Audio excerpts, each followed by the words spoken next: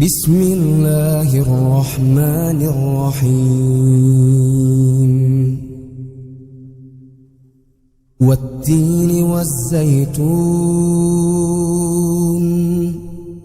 وطور سينين وهذا البلد الأمين لقد خلقنا الإنسان في أحسن تقويم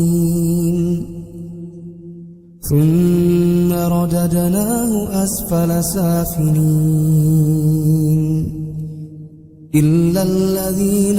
آمنوا وعملوا الصالحات فلهم أجر غير ممنون فما يكذبك بعد بالدين أليس الله بأحكم الحاكمين